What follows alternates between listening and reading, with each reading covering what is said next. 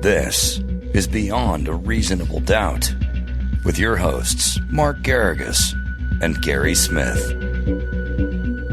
Welcome to what's becoming kind of our Sunday tradition here at the altar of reasonable doubt, Beyond a Reasonable Doubt. Gary Patrick Smith over there. I don't see your son running around, so it's a good morning for you. Well, I can't run around either because I've locked myself in this room from the outside so that he can't come in and interrupt us. But he's around. He's around. He's testing things. Have fun with him today. Where do you want to start? Probably the biggest week in Supreme Court history. So I think I want to start with a tip of the cap to our assistant, our associate producer, Brett, who helps us out with stories. He's been swimming in it this week because, as you said, a few things have gone on. So he did a great job in breaking it down to help make me sound smart here, hopefully. Yeah, there's been 4 decisions this week of real note. Obviously, the one invalidating Roe versus Wade and Casey, also the NRA case invalidating the New York state law on gun restrictions. Mm-hmm. Then there was a 1983 case that didn't get a whole lot of publicity. 1983 is the civil rights section of the federal code, which basically the U.S. Supreme Court now says that a Miranda violation no longer is actionable, meaning you can't sue. So if a cop doesn't give a proper Miranda and gets a false confession and convicts you illegally, unconstitutionally, even if you're innocent, you can't sue on the basis of a violation of Miranda. Welcome to America to 2022. It's just absolutely crazy. I mean, that one involved a Los Angeles sheriff's deputy, if I'm not mistaken. Correct. It came out of the LA Superior Court. It was Vega versus, I think it's Tico. Yeah. And I've been watching that case as it goes up there, never expecting that they were going to basically start the gutting of 1983, but clearly they have. Well, I guess I'm obviously Roe is a big one. I'm also very interested in how the New York ruling is going to reverberate to places like California, because, very similar restrictions at least were in place in California, until that ruling came down. Well, and by the way, I mean, I'm old enough to remember I often invoke my father. My father was a district attorney at the time that abortions were illegal in California. And I remember him getting women to, as a DA, getting them to roll over, so to speak, or turn state's evidence to convict the doctor on charges. So that's something that, at least in my lifetime, I remember. And whoever thought that we were going to return to that. One of the interesting things that I've thought about and has been covered just a wee bit, but if you read the decision, and then if you read Clarence Thomas's concurrence, mm-hmm. basically, which he wrote solo, nobody joined in with, he then questioned, which has long been his kind of, people have characterized him as the kooky uncle at your Thanksgiving dinner, but he I think that does him quite a disservice, because clearly his jurisprudence is what has led us to this decision. But he questioned Griswold, which is the contraception, started the right of privacy. He questioned Oberfeld, which is the same-sex marriage case. And what I don't know what he didn't cite, interestingly, is he's famously married to Ginny Thomas, who is a white woman. The Oberfeld case and Griswold are part of a line of cases that include the Loving versus Virginia case. Loving was the case, I believe it was decided in the 60s, which invalidated a Virginia statute that made it illegal for a white woman or any races to marry one another. So blacks and white could not marry. In fact, Loving specifically was a black and a white marrying, and they were sentenced to a year in jail, although the judge gave them the option of leaving the state of Virginia And if they left the state of Virginia, he wouldn't impose the sentence. Now, that was a 9-0 decision invalidating that law. But if Thomas's logical, legal premise is correct, then he would, by eliminating these cases of substantive due process, he would eliminate the underpinnings of Loving. And depending if those laws were still on the books or if he resides or is in a jurisdiction, there is no right to marry under his theory of his textualist theory and eliminating substantive due process. And he could become a felon and be sentenced to prison based on his marriage. And it's interesting that he invokes the same-sex marriage, but I didn't see anywhere in the opinion, somebody can correct me if I'm wrong, where he assiduously avoids mentioning Loving, which I think is a tell, if you will, on whether or not this is, driven by something other than a concern for the Constitution. Yeah, absolutely. So how do you see the New York ruling reverberating out across other jurisdictions? I mean, do you see that bringing substantive change to places like California that are similar to New York in their restrictions on concealed carry distribution? I think already you're going to see within the next week, California's trying to take some preemptive action, but it's a real problem. There was a case out of San Diego where a federal district court judge had pretty much presaged this. And the Ninth Circuit, at least in the reversal, I think they're going to have to go revisit it immediately because their reversal of the district court judge in San Diego who had enjoined these things is now going to be invalidated. So the U.S. Supreme Court is remaking society. And it's somewhat ironic when people talk about activist judges.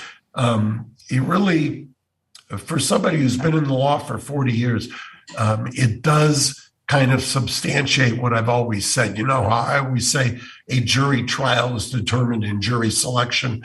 Well, the corollary to that is your case is determined by what judge you get. And that's the Supreme Court has now made it quite clear that it's a roll of the dice depending on what your issue is, what their agenda is, and that's the way they're going to go. So it exposed a political kind of dirty secret, if you will, and I think that one of the ramifications is going to be is that we will now expand the court. And correct me if I'm wrong, in that case, the New York case involving gun rights, we had a few attorneys who prevailed, at least from the point of view of their clients, who then were pressured by their law firms and ended up having to part ways with them. Am I correct in that one?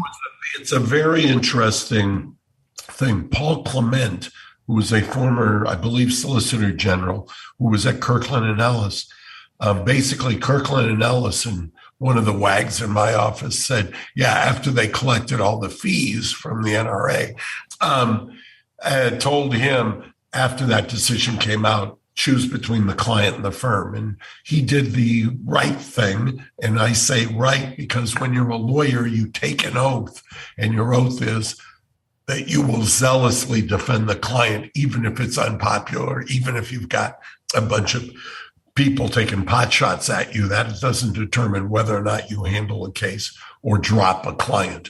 And so he parted ways. It was announced last week with Kirkland and Ellis, which is a frontline, large, if not one of the largest law firms in the world. But they'd taken the position that they didn't want to be associated with him. This is coming on the heels, by the way, of a lot of the law firms who have jettisoned people who were involved in the Trump election challenges and things like that.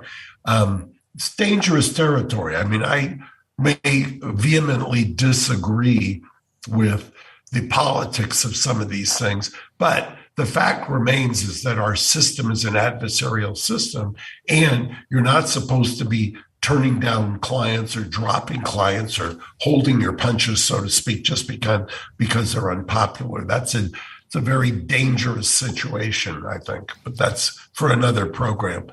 I have one. I think you've got I was just going to tee that up, as a matter of fact. Yeah, Mark. Before you go, I was watching the MSNBC, and they've got a lawyer on there, and presumably he's a lawyer, or advertises himself as a lawyer. I don't know. I think it's Ari Melber, and I think he's got his own show. I don't know if he's ever practiced, but put this up, Gary, because I thought it was interesting. Someone we all turn to for advice on legal matters, Barbara McQuaid, just posited that there may perhaps be more questions at this hour than answers about whether or not there's any correlation between the committee's decision to move last Wednesday's DOJ day to today and the early morning raid of Jeffrey Clark's, search of Jeffrey Clark's home.